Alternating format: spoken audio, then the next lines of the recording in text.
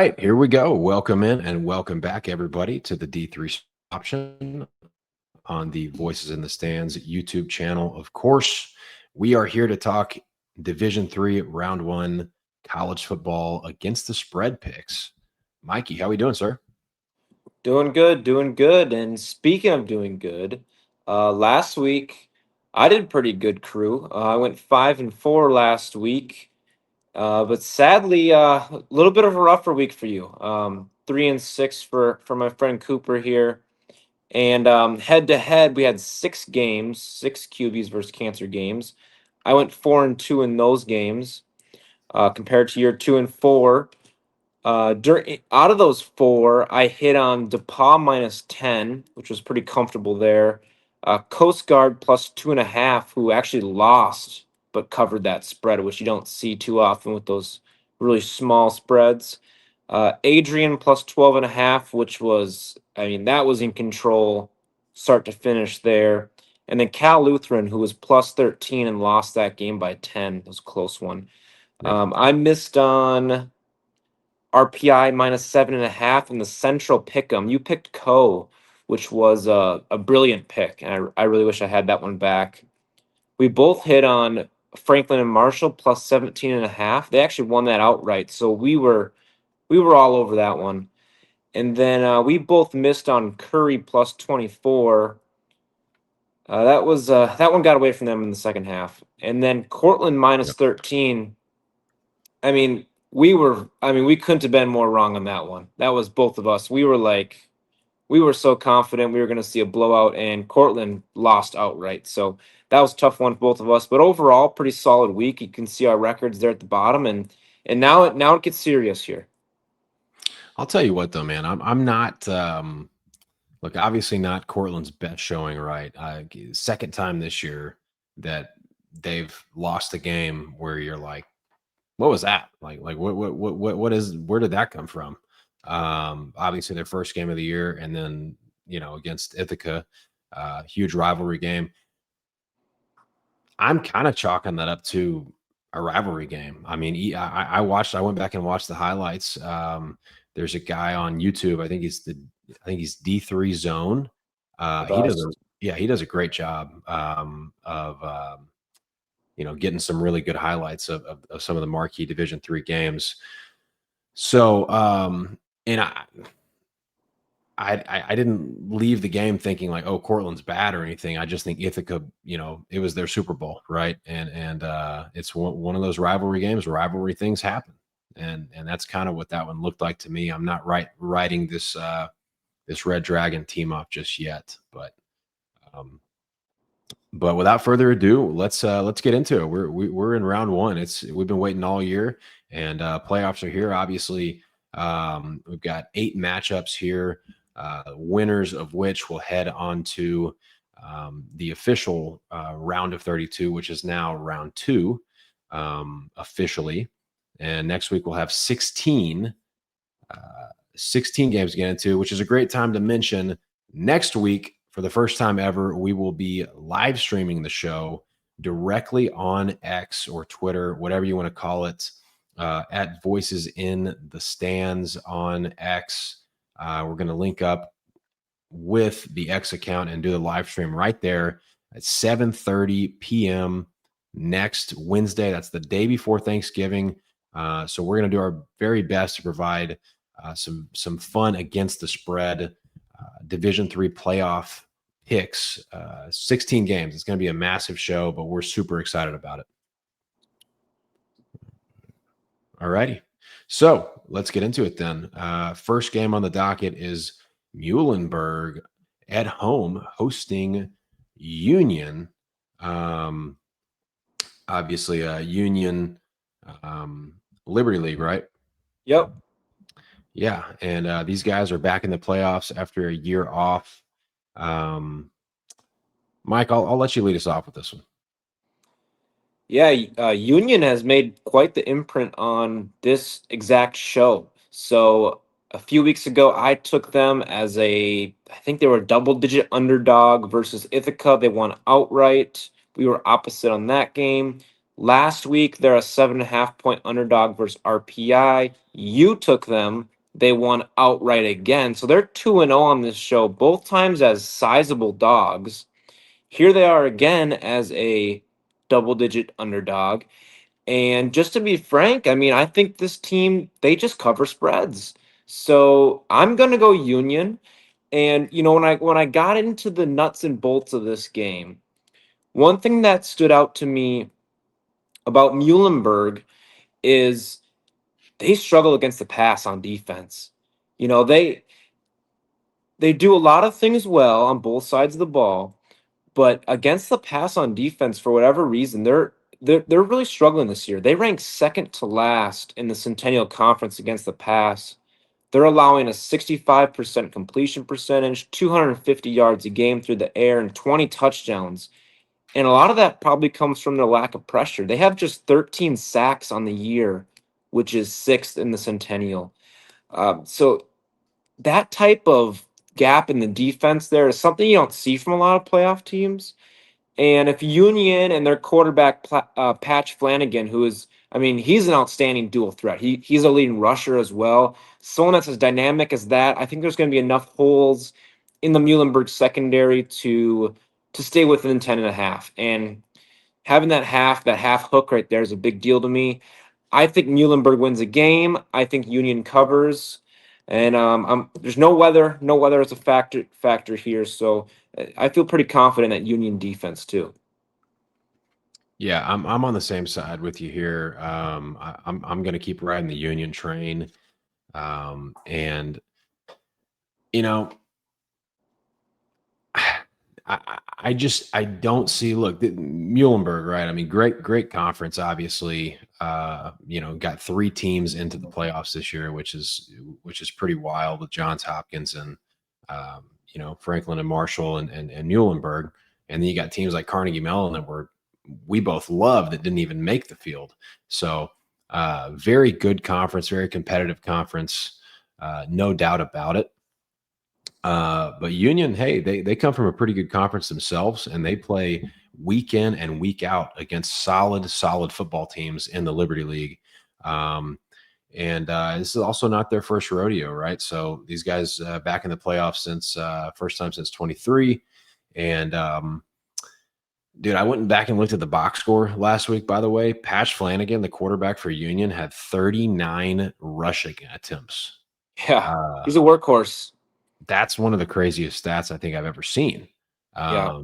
I mean, that's like Derrick Henry times 2. I mean, that's like just stupid numbers. So, I think this is one of those games. Obviously, I think, Union's going to have to scratch and claw, and I think they will. And I'm with you. I think they keep it within the number. All right, moving right along. Next game. Now, let me set this one up real quick. Obviously, Framingham State is going to be hosting this game against LaGrange. But that wasn't originally how it was supposed to be set up. This game originally was supposed to be at LaGrange.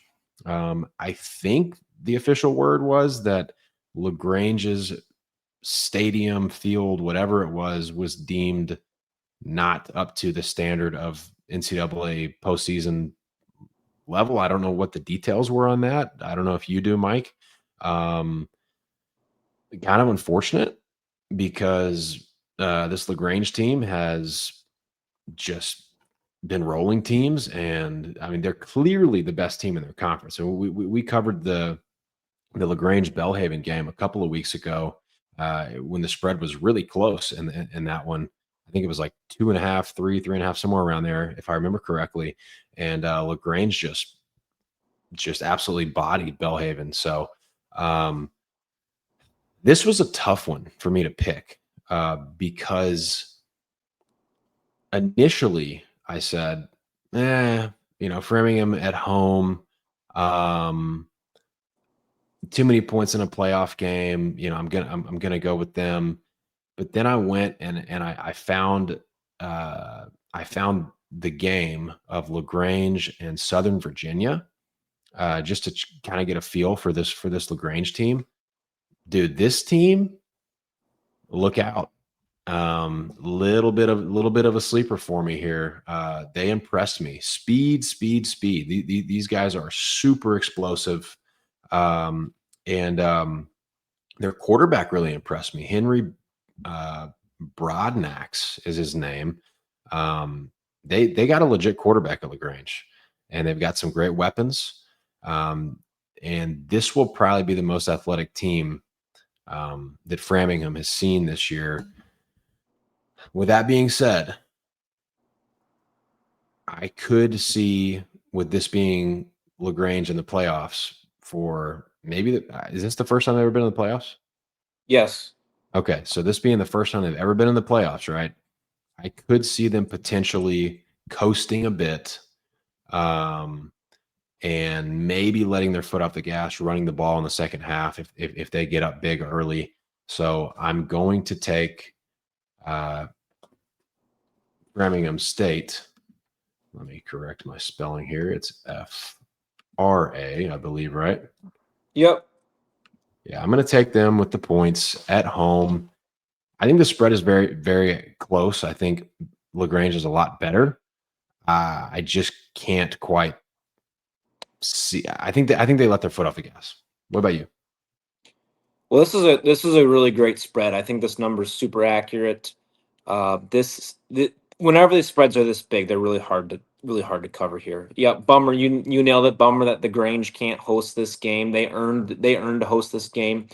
But how cool is it that now with 40 teams in this expanded first round that we have here, two programs like a USA South winner and a MASCAC winner have a chance to actually win a playoff game, which Right. is something that in the old system where it's just a round of 32, it just wasn't really feasible for teams from conferences of this nature to actually pull off a win. So I think that's a really, really cool benefit of the 40 teams and the MPI system. And we get to see that with these two teams. So this is going to be a really fun one to watch. When I got digging into this one, the thing about Framingham State, in just the bluntest terms, is I can't figure out what they do well.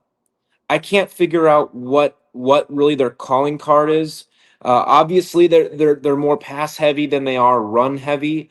Uh, when you watch this team on film, when you watch some of their highlights out there, athletically they don't wow me. Talent wise they don't wow me. Size wise they don't wow me, but like you said, LaGrange has some dudes, man. Michael Hayes and Caleb Galashaw, they're kind of a two-headed monster there running the ball for them. They're athletes. They both Yeah. average over 4.5 yards per carry. But then Framingham State on the other side, they're only winning games on an average of 26-23 is their average points scored, points allowed. On offense, they're just converting 32% of their third downs, which, when you play a team and a defense like LaGrange, I worry about that. I'm going to call this game the penalty bowl. Here's why. Framingham State has 101 penalties on the year. They average almost 100 yards in penalties a game, which is just outrageous. That's really bad. But LaGrange has 106 penalties on the year, and they average 101 yards in penalties a game. So Whoa. we could see flags flying left and right. This is going to be a fun game if you're a referee because your arm might get a little sore, and that's what that referees love doing that. They Oh love yeah. making the game about them. So we could see a lot of penalties here in the penalty bowl. I think this LaGrange they have too many athletes. They're too skilled on the edges. They have 19 interceptions on the year. I think they're just too much for Framingham to handle. I'm gonna lay the number with LaGrange, and I'm gonna hope it's something like 49 to 10. Oh man. I really wanted that side too when I started, and I kind of talked myself out of it back and forth. So this is not a real confident pick for me because I really do like this LaGrange team. I just kind of felt like situationally maybe they get up and coast a little bit, take their foot off the gas, but maybe not, and maybe they're ticked off that they don't get to host this game, right? So um, I'm not uber confident about this one, but big number, so you never QB's know. versus cancer game. There you go. There's our first one, right? Yep. All righty, moving right along. And I'm going to leave this ticker on the bottom. Just a reminder again that we'll be live on X next Wednesday, the night before Thanksgiving, 7:30 at the Voices in the Stands X account. All right, next game, Hanover hosting Grove City. I'll tell you what, man. This is an underrated game because these are two very good football teams. Yep. Without a doubt, and two very good programs as well. Okay, so Grove City, obviously, the story with them going into the season was lots of newcomers. Hanover, you look at their losses and their wins, and their best wins, I should say. First game of the year, they lost to Center 23-15. They played Butler, Division I FCS team, respectable game, 16-7. So that tells you a lot about Hanover right there. And then they went on the road and beat Alma. So that was a huge win. That turned their season around, and they have just been mowing teams down ever since.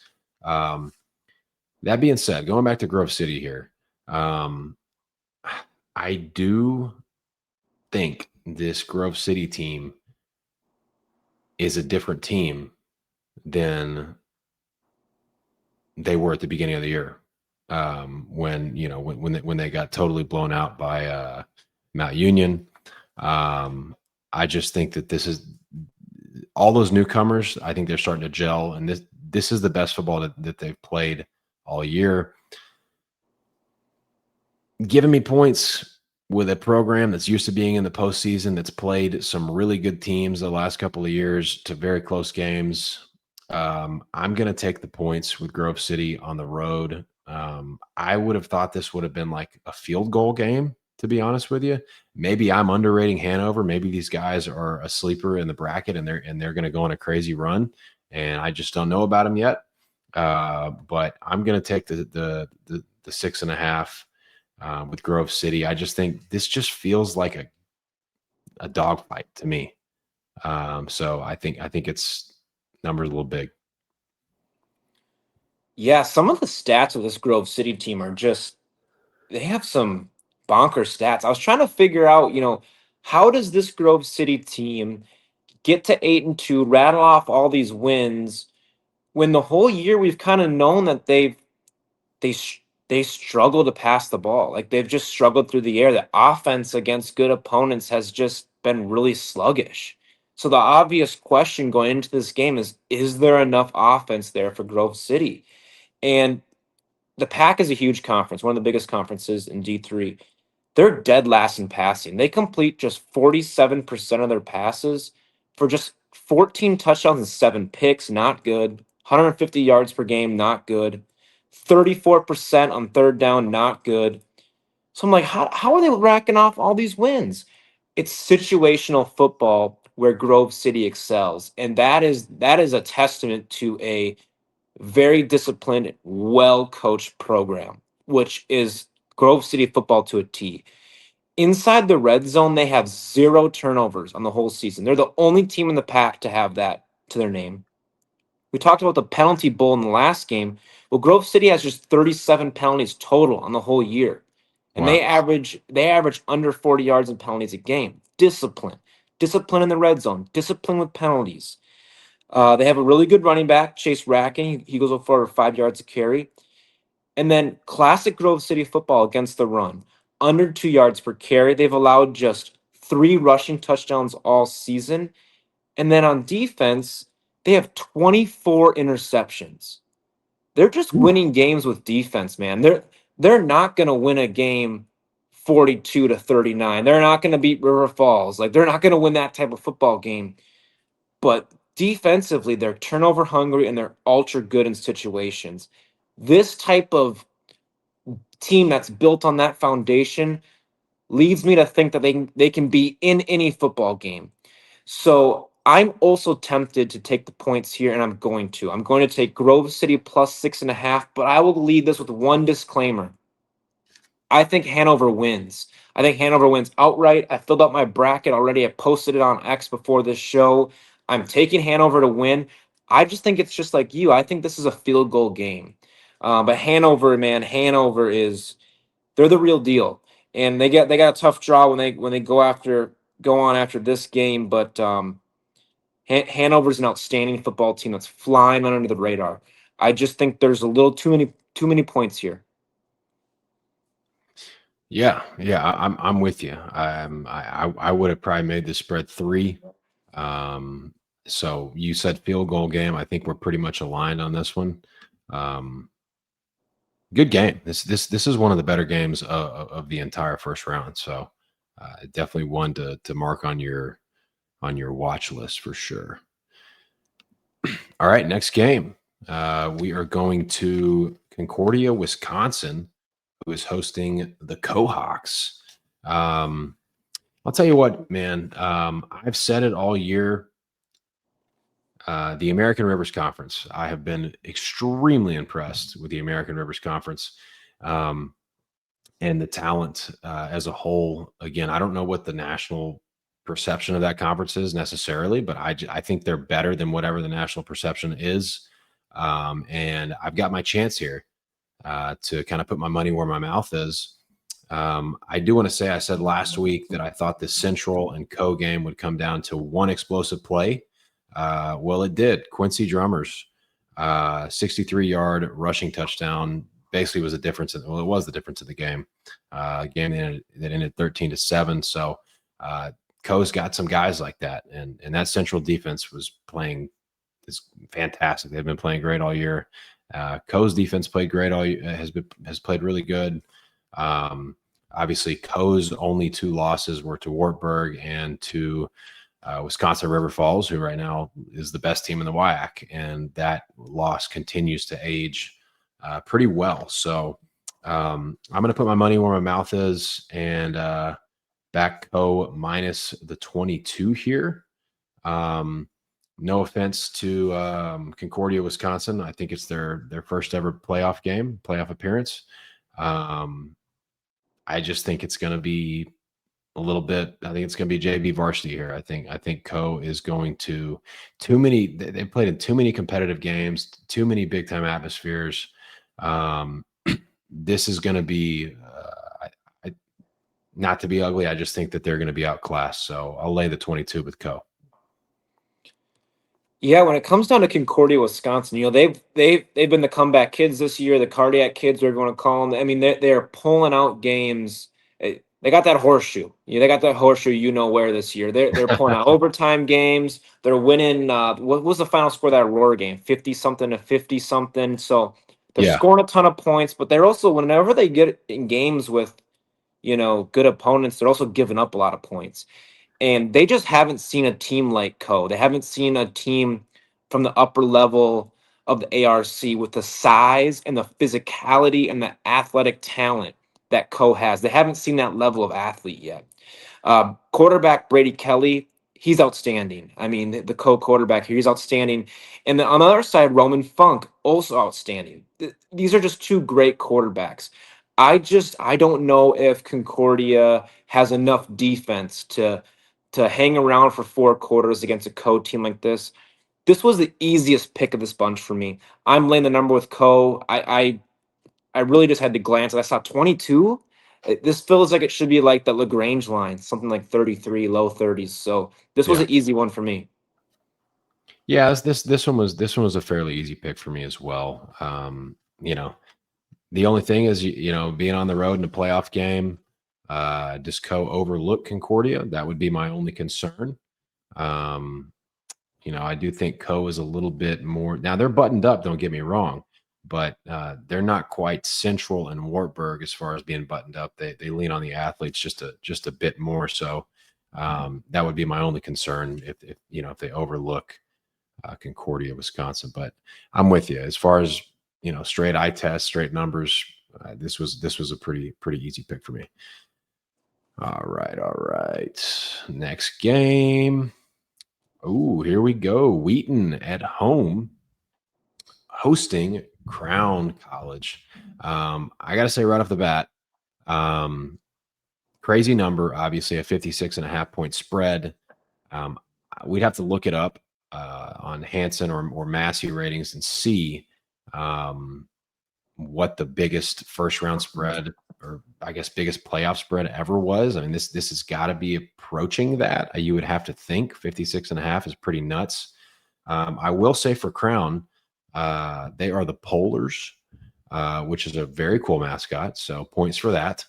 And then getting into the meat of this game, right? Crown has basically the best player on the team is their quarterback, Jamarius Courtney. He's also their leading rusher. He's got 1,700 rush yards.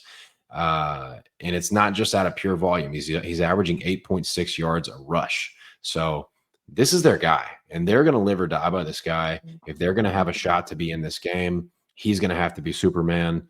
But I want to say this.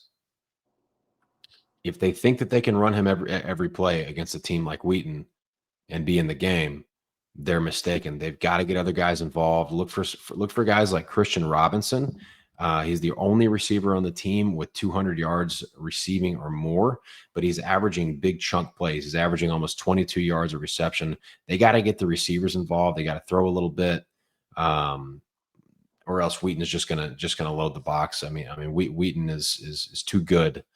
They're a big time playoff opponent, especially for a team like Crown. Wheaton, obviously, just a solid team. We saw them, kind of came back and made the game interesting late against Mount Union, a game that ended 37-29. Not a competitive game against North Central, but not many teams have played a competitive game against North Central in the last couple of years. Good wins against Augustana, 50-7, and then a good win against WashU, 28-24, a game that WashU was in, but good job for the Thunder pulling that one out.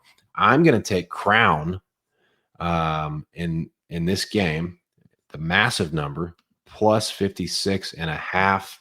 I think they will do just enough. Just enough. I think they can score 13, 14 points in this game. No way. No, I think they can. I think maybe one of them is late, but Jamarius Courtney is gonna put on the cape, and I'm gonna say 60-13. Yeah, Jamarius Courtney's that dude. I mean, he's legit. You nailed it with him. 8.6 yards per carry is no fluke. But yeah, Crown coming out of the UMAC. What a great story. One of the best stories in this playoffs. For those of you that don't know much about Crown, this is a program historically that, in the bluntest terms, has just been bad. I mean, they've been a basement in the UMAC, which is a lonely place to be. And they got a new staff, came in maybe 4 or 5 years ago now, and they've turned the culture around. They've turned the recruiting around. They've turned even the social media. They've just redone the whole program. They rebranded. They used to be called the Storm. They've just tried to remake this university and invest in football, and it's paid off. To see Crown at the top of the UMAC and in the playoffs, I think they're 7-3. It's just a fantastic feat. It's credit to those players, credit to those coaches. This is a big deal for Crown to be here. As with any UMAC team, there's a talent gap. You're playing at there's levels to deep Division III football, just like there is in Division I. And these players in Crown, they're gonna find that out real quick. And it's a bummer. I saw one of their parents or something tweeted saying like, I thought we would get sent to River Falls or Mount Union. I can't believe we got Wheaton. We got a chance. Oh my gosh. And I was just thinking, oh man, it's just gonna be a rude awakening over there. It's just a different level of football, different level of athlete. And I was glad you were going to go first, because this line is just outrageous. And whatever side you were going to take, I was just going to take the opposite. So I'll lay the line with Wheaton. They've been running up the score. Wheaton kind of likes to run it up. I mean, they're not afraid to tack on a few last minute touchdowns. I think they kind of like that. So I'll lay the number. Maybe this is going to be 60-0. But Crown has some good dudes. Crown has a lot to be proud of this season. Fresh on defense, freshman Jacqueline Roy has 20 TFLs and 7.5 sacks. To get those types of numbers in your first year of college football is just outstanding. I'm not going to talk a whole lot about Wheaton because we're going to get to talk about them next week. So this is all about Crown. Great season for Crown. 100%. And I will say this: the coaches and the players at Crown, they're not going to be surprised. They know how good Wheaton is. Maybe the parents, like you said, the fans, the parents, these players know what they're up against, and they know that this is Division III. This is playoff football. So this is a whole nother level. So gonna be rooting for the Polars here. All righty, and moving right along, we go to the West Coast. Whitworth, the Pirates, getting to host a playoff game here against fellow West Coast Division III team Chapman. Mikey, you can kick this one off. Yeah, this is a great game. This is a really, really great game. West Coast game, like you said. I think this line is like really good here. Both these teams are really comparable teams. They both do a lot of the same things well. They both have been really good on defense this year. Linebacker Drew Cody for Whitworth is the leading tackler in the Northwest Conference with 96. And why that's a big deal is because honestly, if you go conference by conference, whoever the conference championship team is, the odds that they have a player that's a leading tackler is usually pretty low. Usually, those leading tacklers in a conference come from a bottom third team because they're always on defense and they're always getting the score run up on them. Right. We've looked at almost all these conferences now, and it is extremely rare to see a guy on the conference championship team lead in tackling. So that's a big deal. Drew Cody's all over the field. 96 tackles is a big number. One thing I thought was really interesting here is I get into these West Coast games, and a lot of times because there's so few teams out west, they end up playing each other a lot.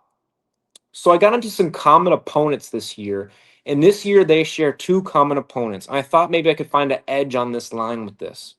So they both played Linfield. Chapman lost to Linfield by 15 points. Whitworth beat Linfield by 10. Okay, so now I'm thinking, wow, I mean, there's 25-point difference there. All right, I'm leaning Whitworth. Well, then I go to Redlands, another common opponent they shared. Well, Whitworth lost to them by 17 points, and Chapman beat them by 27-0.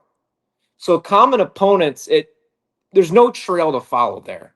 I think this is a true dang near coin flip game. I really think so. Fun fact about Chapman here that I would be remiss if I didn't mention is Tate Zimmerman leads their team with 15 solo TFLs, which is a huge number.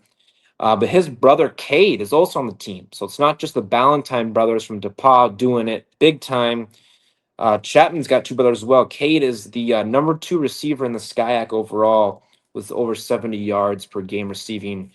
2 studs on that team, the Zimmerman brothers. I'm going to go Chapman here. This is a really hard game for me. In my bracket, I picked Whitworth to win.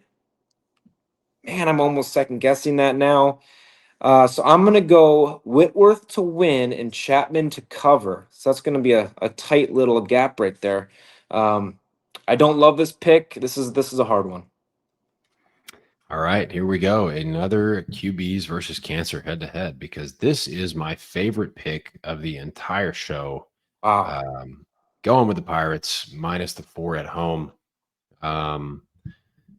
So I watched Chapman early in the year against Hardin Simmons. Watched him a little bit last week. Watched him a little bit against Linfield. Also watched Whitworth against Linfield. Here's what I think I think the edge lies in this game. Number one, I just think this Whitworth program is really solid, and I think they're really underrated. This, for anybody that doesn't know off the top of their head, this Whitworth team was undefeated in 2023 and got sent to Wartburg to play and lost a respectable game to Wartburg, excuse me, against one of the best, if not the best Wartburg team like in the last 20 years. That 2023 Wartburg team was, very well could have played on a national title if Luke Leenan, didn't, put his cape on at the end of that game. So, and then last year, who do they have to go play? North Central. And that game was somewhat respectable, against, one of the best Division III teams of all time, 2024 North Central. So this Whitworth team is seasoned. Their expectations are to be in the playoffs, win playoff games. And now they've got a home game. This just sets up as a total buzzsaw, a total slam dunk spot for Whitworth, in my opinion. Had this one circled right off the bat. I also just think Whitworth is more buttoned up. I think these guys do the little things right. I would lean slightly. Both these defenses are good, but Whitworth is a little more fundamental, a little more solid, better tackling defense. So better defense at home is huge in the playoffs. I think Whitworth just smothers Chapman here. I think Chapman is a little bit more of a finesse team, personally, from what I've seen, and I think this is just a slam dunk spot for the Pirates. So I'll lay the 4 with Whitworth. Man, your confidence is really making me second guess.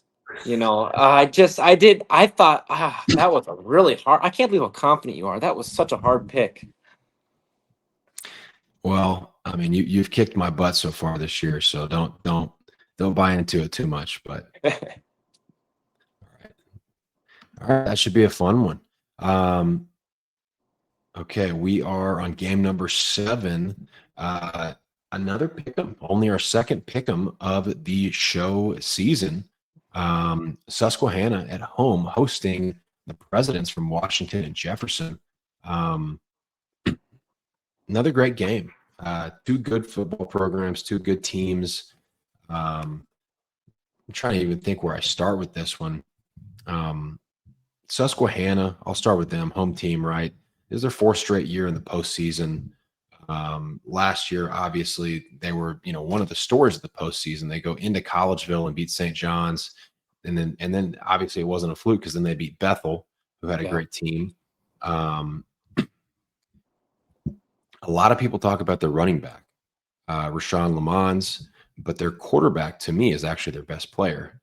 Josh Ehrlich is he's got just a smooth operator, one of those guys that easily could be playing FCS or even some FBS football. Just a very, very high octane, high functioning quarterback.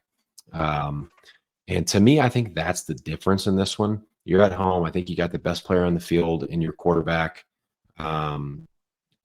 These guys expect to win the game after their run last season. Washington and Jefferson, I know they've got the Sirianni connection with their head coach, and they are a high flying offense themselves. They've got 2,000-yard receivers in Peduzzi and McCusco. So this should be a really fun game, but I actually do think a shootout favors Susquehanna. So I'm going to go with Susquehanna to win this one, and the game is a pick. Yeah, great pick. Both of these teams have had similar trajectories this season. They both suffered a couple early season losses and have rallied since. I think they've both won 8 in a row now. Both these teams red hot. And if you're looking for a team that can come out of the first round and make a run in the playoffs, I think your eyes have to go to the winner of this game. The winner of this game has the best chance, I think, to make some noise in this tournament and be a story from the first round. Washington Jefferson just has some gaudy stats, and both 2 great quarterbacks, like you said. Josh Ehrlich he's outstanding. I think he was a preseason All-American, possibly. If not, I know he was honorable mention for sure. He's, like you said, smooth. 72% completion percentage, 25 touchdowns, just 1 interception. Susquehanna is 57% on third down, and they're 96% in the red zone, which is just outrageous. Wow. 10 games in with just 2 failed red zone trips all year. That's remarkable. And then on the flip side, their defense is holding opponents to 25% on third down, which is a really, really low number. You hit the big stats on W&J with McCosco and Peduzzi, but they also have a DB, Dante DeRubo, who has 7 interceptions. That's got to be top 10 in individual for the country, because that is a huge number. We're almost at a pick a game. Just a nose for the football. A pick 'em sounds about right for this game. I'm also going to go with Susquehanna. I think they have that experience from last year with Lamons and Ehrlich being here doing this as the pair. I'm going to lean on that experience. I'm going to lean on that home field. I think this could be a shootout, like you said, and if it is a shootout, I like the experience. I like the athletes that Susquehanna has, so I'm going to go Susquehanna as well. And they could make some noise. They could cause some problems next week. Interesting, because this game being at Susquehanna means that the line makers here actually have Washington and Jefferson as a higher rated football team, Mhm. which is surprised me a little bit. But I've been reminded a few times by you and some other people that this is not the Washington and Jefferson that we saw a decade ago, that I remember seeing play. Mary Hardin Baylor in the playoffs. This is a whole new Washington and Jefferson team. So looking forward to watching this one, and I think we get a shootout. I think we get a really fun game. So should be a good one. All right. Last game. Here we go. Springfield hosting Cortland State, and talk about a team that has not helped themselves out much. Cortland State obviously dropping their their rivalry game there to Ithaca last week, the last game of the season, but they were able to still get a bid into the playoffs. Big line here. Springfield being at home is very interesting to me. I'll be real quick with this one. I just think that Springfield ball control, the way that these guys run their offense, is just tricky to prepare for. And I really like Cortland. I think Cortland wins this game. I like their defense. I just think that this has a recipe for a somewhat low scoring game. I also think, we talked about Cortland last week. This is a different looking team than the Zach Boyce Cortland teams. Their quarterback runs the ball a lot. Mhm. They run the ball a lot as a team, Mhm. and they kind of lean on their defense. So I'm going to take the home dog here to keep within the number. This one hurts my heart a little bit because I've kind of clinged on to this Cortland team as one of my favorite teams that I want to back. I still think they win, but I'm going to take Springfield to keep within the number. Yeah, we've both kind of hitched a bit of a wagon to Cortland, and disappointing loss last week. This could be a game that goes really quickly in real life speed, because, like you said, both these teams are going to run the ball a ton. The quarterback, Mike Racino of Cortland, he's the leading passer and rusher for their team. So they're doing a lot of quarterback zone runs, quarterback power. And when they get into that stuff and they start getting in a groove, man, that's when they're hard to beat, because as soon as you think he's going for another run, boom, it's a slant, boom, it's a shot play, and it's a big touchdown. They're so good at just grinding teams out and then getting that one big play to really catapult a drive.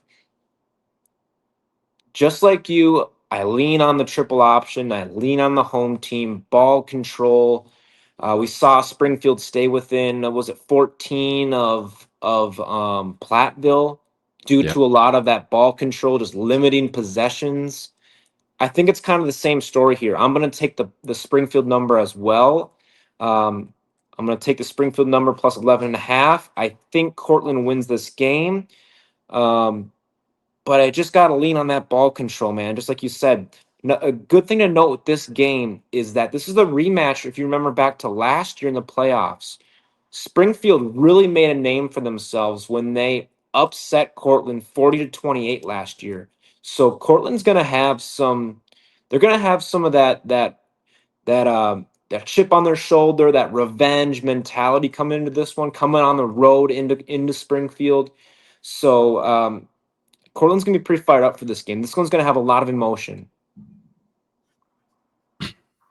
100%. Did you give your pick? Yeah, Springfield. Okay, that's what I thought you were saying. I didn't hear Yep. you say it, but yeah, Yep. yeah, I'm with you. I'm with you. I do think Cortland pulls this off. as far as the outright win. But I'm with you with the ball control. I think, good comp to the Platteville game as well. I think Springfield at home too, they're going to be in their element.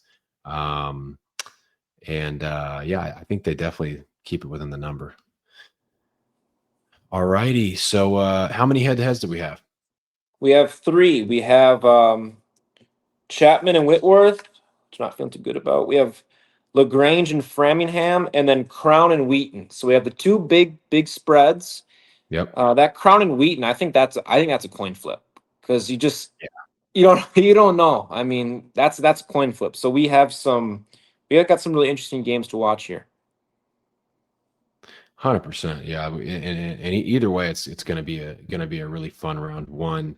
And then obviously that leads us into the big round, which is now round 2, round of 32. We'll have 16 games, and we will be live on Twitter next Wednesday at 7:30. I put it at the bottom there, so make sure you're following us at Voices in the Stands on X. We're going to stream right there. Comment should be working, so if you want to say something, want to ask about a game, we're going to cover all of them, but should have the live comments working. And other than that, thanks for tuning in. We really appreciate it. Make sure you subscribe to the channel and give us a thumbs up. Mikey, any closing thoughts? Let us know your picks as always. Let us know in the comments. What are we way wrong on? Who are we dead right on? Let us know what you think. We'd love to hear from you guys on some of your spread picks. 100%, guys. All right. Happy Division III postseason to everybody. Best time of the year, and it just gets better from here. So we will see you guys next week. And until next time.